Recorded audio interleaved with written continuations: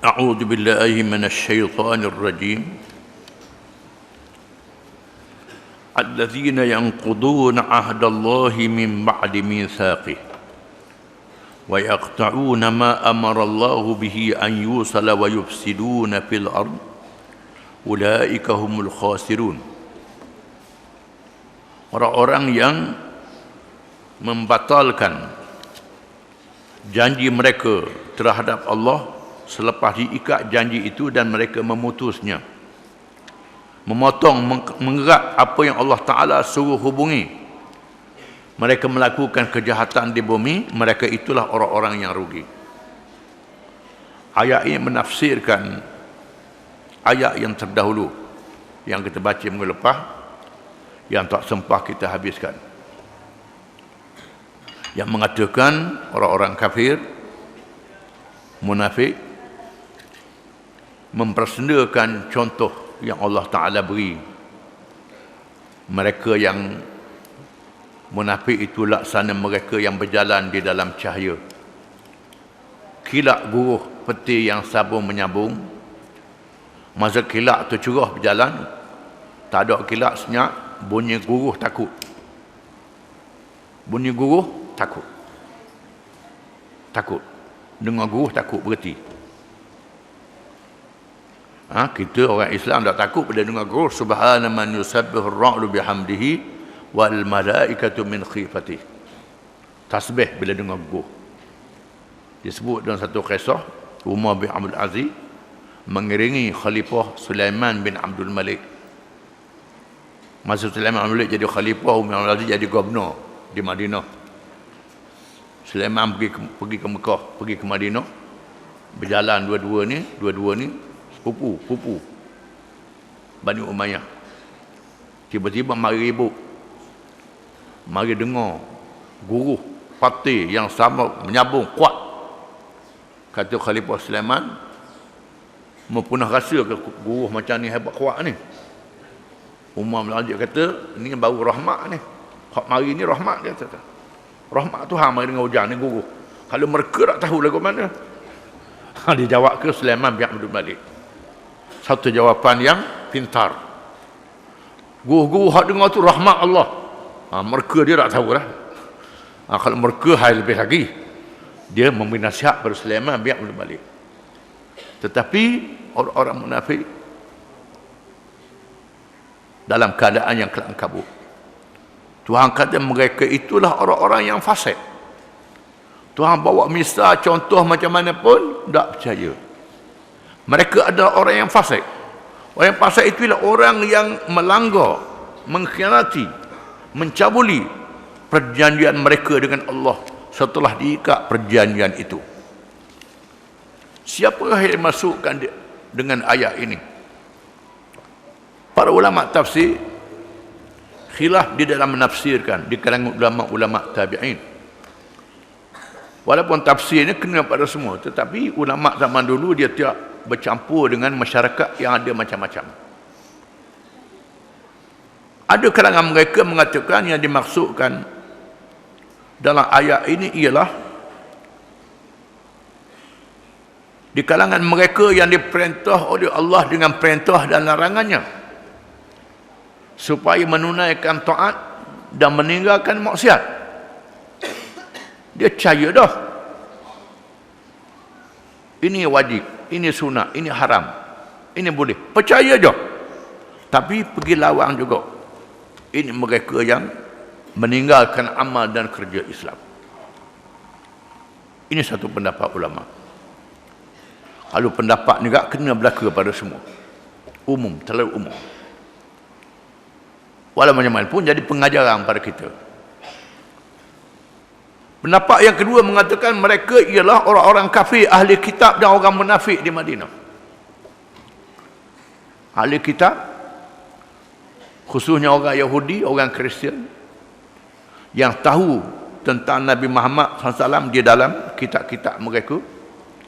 Dan orang-orang munafik ni pula mendengar kisah Nabi Muhammad daripada orang-orang ahli kitab ni. Mereka duduk di Madinah.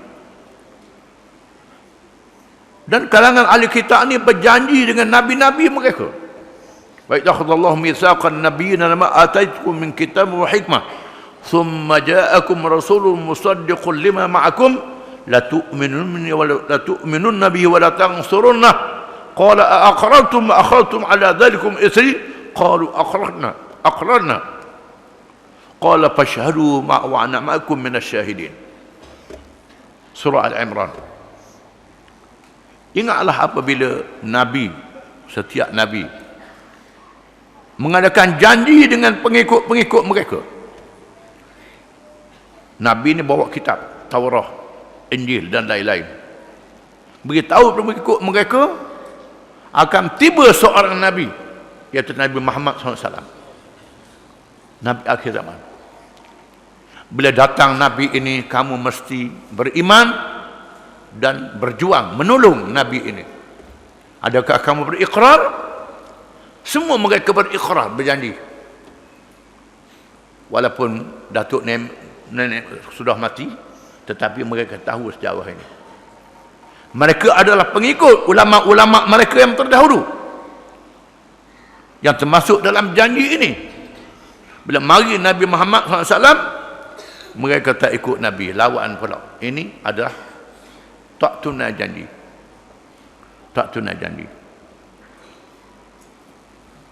Setengah ulama mengatakan ayat ini ditujukan kepada mereka yang kafir, yang munafik, yang menolak uluhiyah dan rububiyah Allah Subhanahu wa taala, yang ditunjuk dengan mukjizat, mukjizat Nabi, mukjizat ilmu dan macam-macam. Tiba-tiba mereka menolak, tak beriman, tak percaya. Cukup dengan mukjizat mereka tengok itu untuk mereka percaya, tapi tak percaya. Ada mengatakan bahawa ayat ini berkait dengan zuriat Nabi Adam alaihi salam, yang dikeluarkan oleh Allah bersulbi Nabi Adam alaihi salam. Dan Allah bertanya, alastu bi rabbikum? Qalu bala. Qalu bala syahidna. Ingatlah apabila Allah Ta'ala, wa id akhadha rabbuka min bani adama min zuhurihim dzurriyyatahum wa asyarhum ala anfusihim alastu bi rabbikum qalu bala syahidna.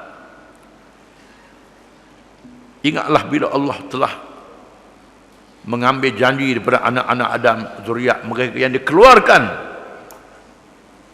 di alam belum mereka dijadikan lagi. Allah Ta'ala berfirman, alastu bi rabbikum, tidakkah aku ni Tuhan kamu? Qalu bala. Semua mereka berkata, ya, Allah saja Tuhan. Di sinilah adanya fitrah, sifat semula jadi manusia percaya pada Tuhan, sama ada orang Islam atau bukan Islam, kerana ada janji ini. Bila mereka tak masuk Islam, mereka melanggar, melawan janji ini. Bukan saja mereka melanggar, melawan janji, buat jahat pula. Buat kejahatan, melakukan kejahatan. Wa yaqta'una ma amarallahu bihi an yusala wa yufsiduna fil ard. Mereka memutuskan apa yang Allah Ta'ala suruh hubung, silaturrahim. Mereka tuduh Nabi Muhammad yang putus silaturrahim, padahal mereka yang memutuskan silaturrahim, memutuskan keluarga dengan orang-orang yang baik. Dia tuduh orang baik pula yang memutuskan keluarga. Dia yang keraknya, yang lawan Islam. Tuduh orang yang bawa Islam menolak kerak keluarga ini. Balik, Tuhan kata kamulah yang memutuskan silaturahim, memutuskan persaudaraan dengan orang yang menegakkan Islam.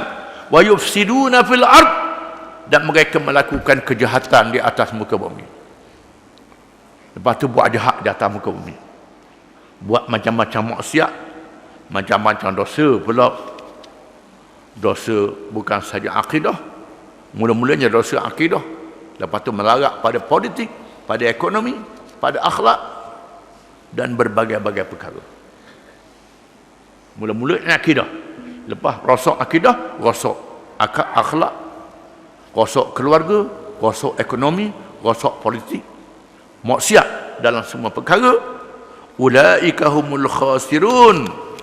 mereka itulah orang-orang yang rugi di dunia dan rugi di akhirat. Teruk pada orang yang rugi menega lagi. Waktu keluar modal berjuta-juta, bila menega tiba-tiba tak balik modal, rugi, modal pun habis. Allah tak jadikan kita, diri kita, nikmat yang Tuhan beri pada kita adalah modal yang Tuhan beri pada kita untuk menyediakan bekalan bagi akhirat. Kita tak guna modal yang Tuhan beri pada kita ni untuk bekalan mendapat keuntungan dunia dan akhirat. Maka mereka yang tak ikut Islam, yang tak beriman, mengerjakan amal yang soleh, rugi di dunia dan rugi di akhirat. Ini adalah penjelasan yang sangat beri petunjuk pada kita daripada Allah. Wallahu a'lam.